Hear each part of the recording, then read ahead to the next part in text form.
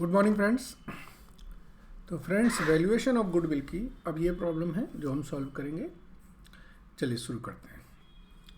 एक बार क्वेश्चन पढ़ते हैं पहले अच्छी तरह से। The balance sheet of D limited on 31 March 2017 is as under. ठीक है, आपके शेयर कैपिटल दे रखी है, बैंक ओवरड्राफ्ट है, ट्रेड पेबल है, प्रोविजन फॉर टैक्सेशन है, प्रॉफिट एंड लॉस का क्रेडिट बैलेंस है। एसेट साइड में गुडविल है, बिल्डिंग है, मशीनरी है, इन्वेंट्री है, ट्रेड रिसीवेबल्स है। ठीक है, आगे पढ़ें। इन 2000 when company started its activities, the paid up capital was the same. The profit and loss for last 5 years are as under. तो ये पिछले 5 सालों के प्रॉफिट्स दे रखे हैं।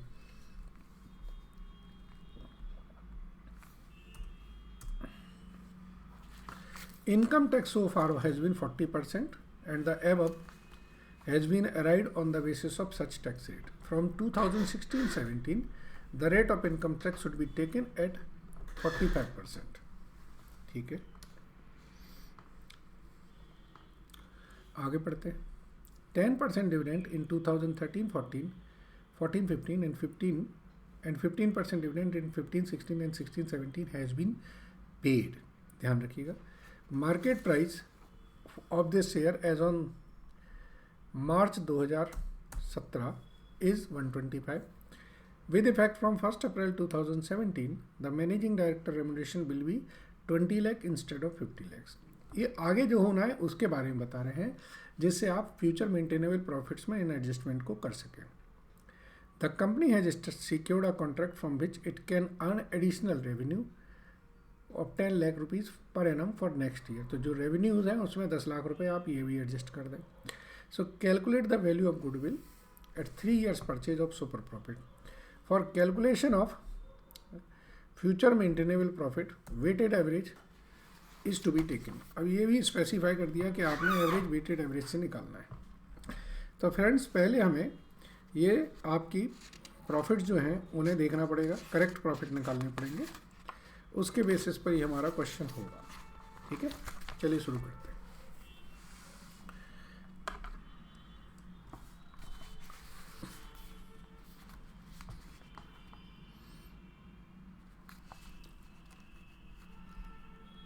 चलिए, सबसे पहले हमारी कैलकुलेशन होगी, वो होगी working note 1, future maintainable profit की। ठीक है, फ्यूचर मेंटेनेबल प्रॉफिट क्या होगा। ईयर्स ले लें और ईयर्स के प्रॉफिट ले लें। 2012-13 ये हम लिखेंगे ईयर्स, 2012-13, 2013-14, 2014-15, 2015-16, 2016-17। और यहाँ जो प्रॉफिट या लॉस है वो लिख दें। प्रॉफिट हमारा है कितना, -13,75,000 plus 24,55,000 plus 29,25,000 plus 36,25,000 and plus 42,50,000। ये हमारे आपके प्रॉफिट्स दे रखे हैं जो फ्यूचर्स के। आगे पढ़ते हैं।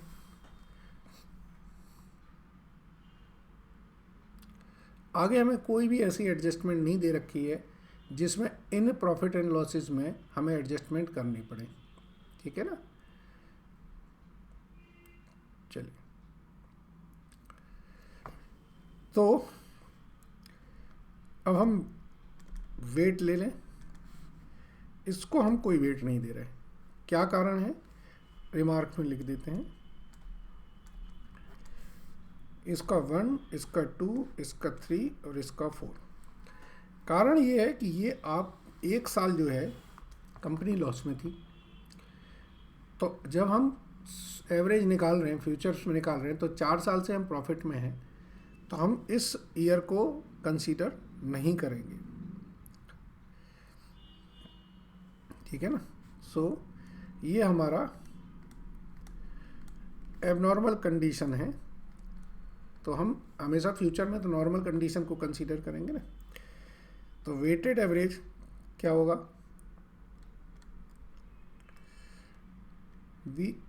वेटेड प्रोडक्ट,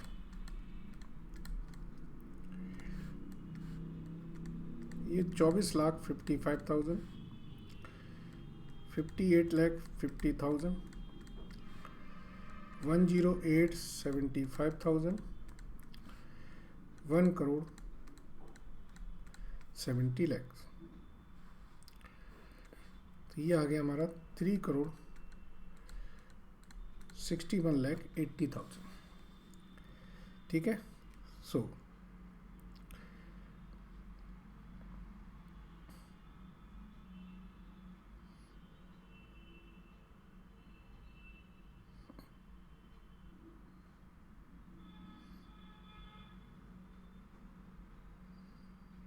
अब 1 मिनट को देख लें कैलकुलेट करके। 24,55,000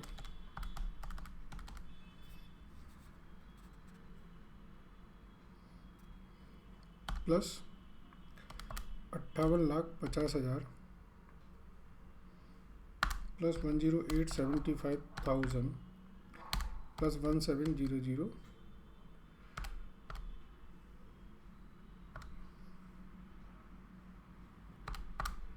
ठीक है जी।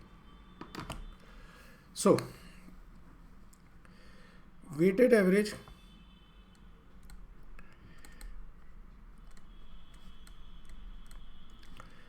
प्रॉफिट क्या आएगा, 3,618।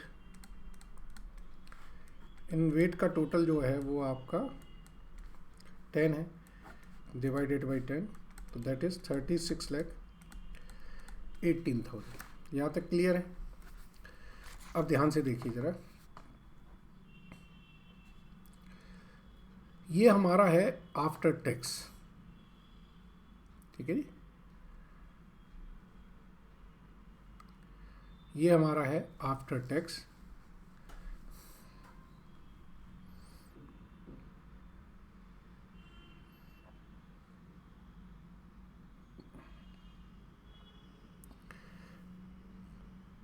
अब हमें इस पर, चूँकि हमारे पास 10 लाख रुपए की जो है वो रेवेन्यू आ रही है एडिशनल, और 5 लाख रुपए के हमारे रेम्यूनरेशन बढ़ रहे हैं, ये सारी चीज़ें हमारी आने वाले फ्यूचर में हैं।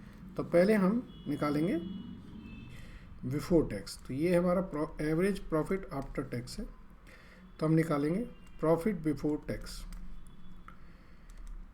36,18,000 divided by %।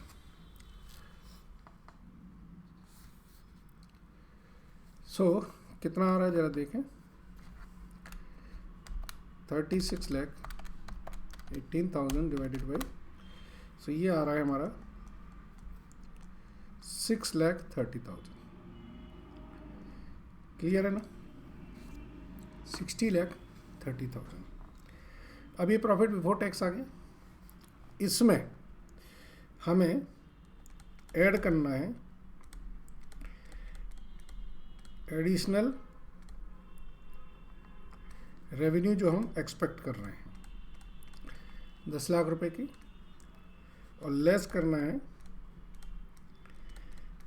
Additional managing director का रेम्यूनरेशन, वो कितना है 5 लाख, ठीक है जी। तो टोटल करेंगे तो कितना आता है 65,30,000। तो ये आ गया हमारा प्रॉफिट बिफोर टैक्स जो फ्यूचर में एक्सपेक्टेड है। इस पे आप प्रोविजन फॉर टैक्स बनाएं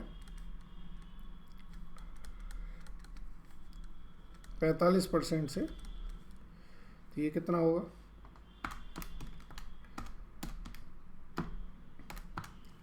that comes to 2,938,500। So that comes to 3,591,500। ये हमारा आया फ्यूचर मेंटेनेबल प्रॉफिट। ठीक है जी, तो एक पार्ट आ गया हमारा। अब हमें सुपर प्रॉफिट निकालना है। ठीक है, तो उसके लिए पहले हम एवरेज कैपिटल एम्प्लॉयड देख लें। ठीक है, ये क्वेश्चन अच्छा है। एवरेज कैपिटल एम्प्लॉयड से पहले अब इस क्वेश्चन में देखिए नॉर्मल रेट ऑफ रिटर्न नहीं दे रखा है। दे रखा है? नहीं दे रखा है, लेकिन इन्होंने ये सब दे रखा है। क्या दे रखा है इसको देख लो। इन्होंने दे रखा है 10% डिविडेंड और मार्केट प्राइस। ये दोनों से हम नॉर्मल रेट ऑफ रिटर्न निकालेंगे, तो ये इसकी एक अच्छी चीज़ है। तो वर्किंग नोट 2 से हम निकालेंगे नॉर्मल रेट ऑफ रिटर्न। हम लिखेंगे एवरेज डिविडेंड फॉर लास्ट 4 सालों का क्या है। 2 साल तो 10% है और 2 साल इन्होंने 15% दिया है। यह है हमारा 12.5%। मार्केट प्राइस क्या है? मार्केट प्राइस है 125, यानी कि 125 पे आपको 12.5 डिविडेंड मिल रहा है। तो जो नॉर्मल रेट ऑफ रिटर्न आएगा वो क्या आएगा? 12.5/125, दैट इज 10%। ठीक है जी। अब हम देखेंगे गुडविल। गुडविल के लिए मुझे चाहिए, सुपर प्रॉफिट के लिए मुझे चाहिए capital employed. So working note 3 से हम कैपिटल एम्प्लॉयड निकालेंगे।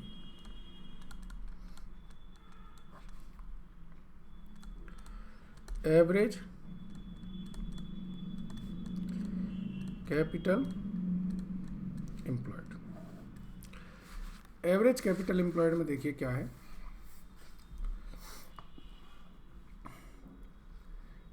आप एसेट्स माइनस लायबिलिटीज कर सकते हैं। ठीक है, या फिर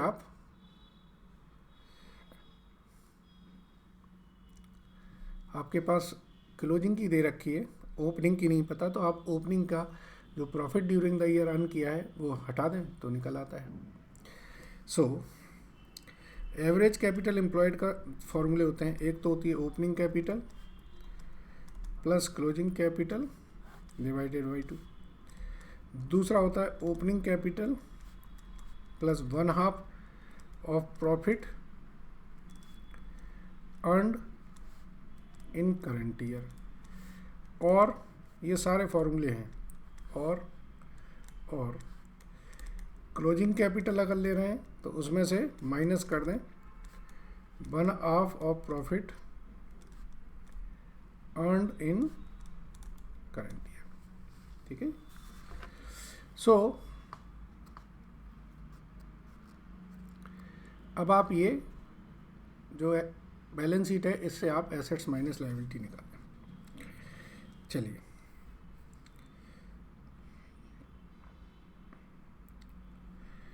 तो कैपिटल एम्प्लॉयड ऑन 31 मार्च 2017। ठीक है जी। आप लिखेंगे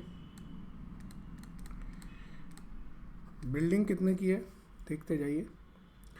बिल्डिंग 80 लाख की,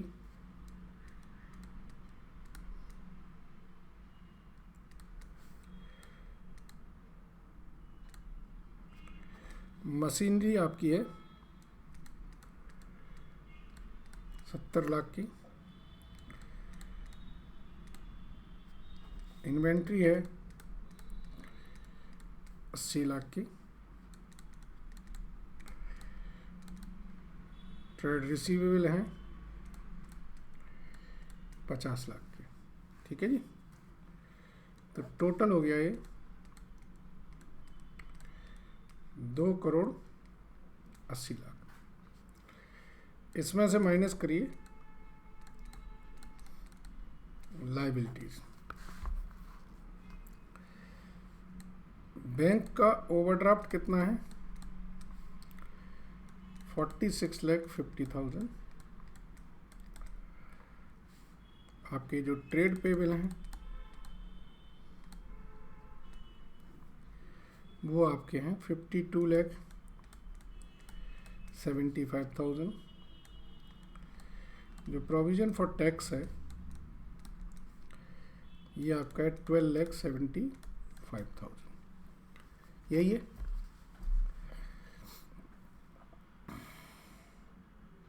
ओके, अब देखिए ज़रा ये लाइन पढ़िए। ये लाइन लिखने से क्लैरिटी आ गई। From 2016-17 the rate of income tax should be taken at 40%। और यहाँ पर क्या लिखा है? Income tax so far has been 40% and average profits had been arrived at on the basis of such tax rate.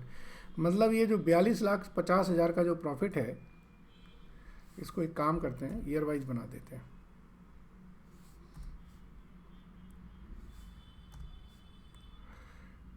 पाँचवें साल का जो 42,50,000 का जो प्रॉफिट है, इसमें हमने इनकम टैक्स का प्रोविजन कितना लिया है? टैक्स लिया है हमने 40% से। जबकि इन्होंने क्या बोला है? इन्होंने बोला है कि भाई आप 45% से लीजिए। ये पॉइंट थोड़ा नया आया है, इसको मैं कहाँ करूँ? मैं एक वर्किंग नोट्स 4 बना देता हूँ। Additional provision of income tax for 2016-17। देखिए, प्रॉफिट आफ्टर टैक्स 40% टैक्स के रेट से जो है वो है हमारा 42,50,000। तो प्रॉफिट बिफोर टैक्स क्या होगा? 42,50,000 upon 1 minus 40%, that comes to 708,333। ठीक है। तो एडिशनल प्रोविजन जो हमारा बनेगा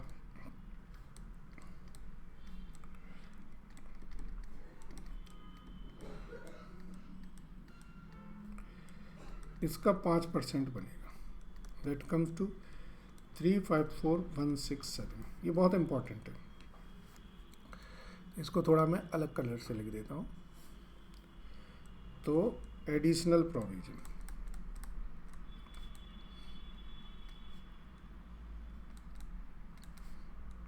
354,167।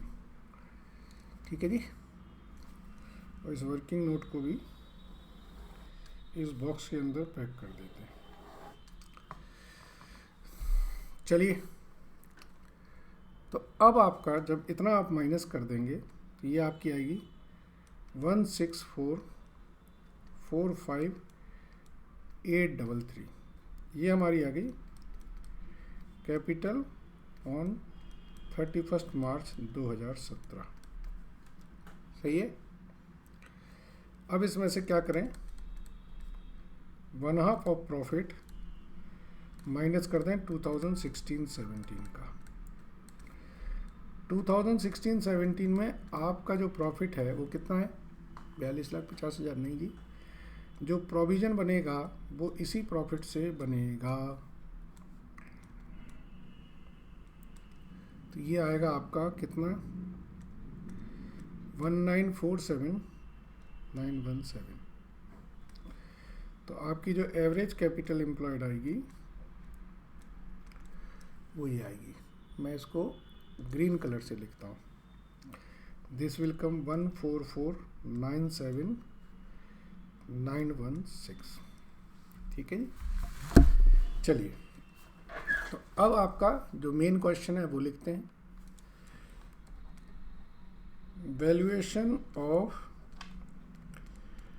गुडविल क्या होगी? सुपर प्रॉफिट इंटू 3, सही है। एंड सुपर प्रॉफिट क्या होगा? सुपर प्रॉफिट होगा future maintainable profit minus normal profit. Future maintainable profit कितना है? ये हमारा आया था 35,91,500 और नॉर्मल प्रॉफिट आएगा आपकी जो कैपिटल एम्प्लॉयड है इसका 10%। तो this comes to 2141708। So this will be 2141708 into 3, that is 6425124। ठीक है फ्रेंड्स, तो इतनी सी वर्किंग थी, बट उसके लिए सारी वर्किंग नोट पूरा बनाना था। अच्छा था क्वेश्चन, इसमें प्रोविजन फॉर टैक्सेशन का क्वेश्चन बहुत अच्छा पॉइंट था। चलिए, thank you very much, good day.